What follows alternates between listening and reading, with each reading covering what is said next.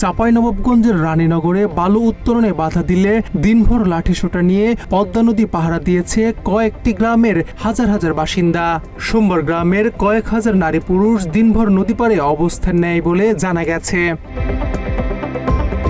স্থানীয়দের অভিযোগ, সোমবার সকালে লাঠিসোঁটা ও দেশীয় অস্ত্র দিয়ে নদী ও স্থলপথে 40 থেকে 50 জনের একটি দল সদর উপজেলায় আনাতলী ইউনিয়নের রানীনগর এলাকায় পদ্মা নদীতে বালু উত্তোলন করতে আসে ভূমিদস্যুরা। এ সময় কয়েকজন বাধা দিলে হুমকি ও ভয়ভীতি দেখিয়ে জোরপূর্বক বালু উত্তোলন করতে যায় তারা। পরে গ্রামবাসী বাধা দিলে উত্তেজনার সৃষ্টি হয়। খবর পেয়ে ঘটনাস্থলে স্থানীয় এসিল্যান্ড ও পুলিশ দিয়ে পরিস্থিতি নিয়ন্ত্রণে আনে।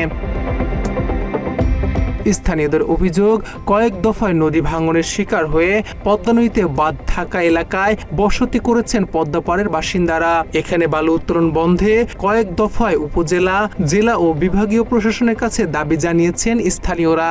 নিজেদের অস্তিত্ব রক্ষায় জীবন দিয়ে হলেও বালু উত্তোলন করতে দেওয়া হবে না বলে জানায় গ্রামবাসী। নদী বাঁধটা তো আমাদের জনগণের লাই করা হয়েছে, তাহলে তো আমরা বাধা দিব। প্রয়োজনে আমরা জীবন দিব, কিন্তু বালি মহল আর বালি উত্তোলন করতে আমরা জনগণ কেউ দেবো না। আজকে হাইসা পাসনি লাঠি সব নিয়ে তারা আমাদের উপর আক্রমণ করেছিল।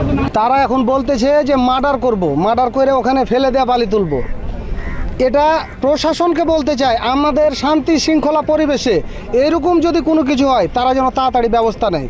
পুলিশ এনে এবং ওসি এনে তারা ওই বালি মহারের লোক এনে এবং নিজে আসায় সকাল থেকে লাঠি ঠান্ডা নিয়ে। আর আমাদের এলাকার জনগণ বলছে আমাদের জীবন থাকা সত্ত্বেও আমরা বালি তুলতে দিব না। জীবন অবাক না করলে কে করবে? 28% মিল্ক ফ্যাটের অবাক করার সাথে ফ্রেশ মিল্ক পাউডার। জীবন অবাক করুক প্রতিদিন। উত্তোলনের ফলে আমাদের নদীতে ব্যাপক সমস্যা, ব্যাপক ভাঙনের সৃষ্টি দেখতে পাবেন। আশপাশে ভাঙন সৃষ্টি, এখানে ব্লক বাদ দেওয়া হয়েছে, সরকার বাদ দিয়েছে। আপনার এই বালু উত্তোলনের ফলে নদীতে ব্যাপক ভাঙনের সৃষ্টি হচ্ছে। আপনার নদীর গতিপথ চেঞ্জ হয়ে যাচ্ছে। এ বিষয়ে চাঁপাইনবাবগঞ্জের অতিরিক্ত পুলিশ সুপার বলেন, একদল লোক বালু উত্তোলন করতে গেলে গ্রামবাসী বাধা দেয়। পরবর্তীতে এসিল্যান্ডের নেতৃত্বে পুলিশ ঘটনাস্থলে যায় এবং পরিস্থিতি নিয়ন্ত্রণে আনে। বর্তমানে পরিস্থিতি স্বাভাবিক ও শান্ত রয়েছে। এখন পরিস্থিতি স্বাভাবিক আছে। হ্যাঁ, এলাকাবাসী বালু তুলতে দিবে না, আর যে বালু যারা নিয়েছে সে বালু উঠাবে, এই নিয়ে সমস্যা আছে।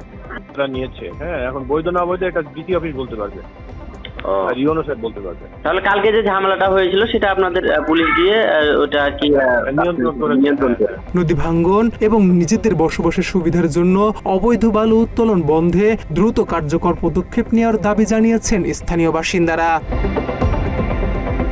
জসিমউদ্দিন, বাংলা এডিশন।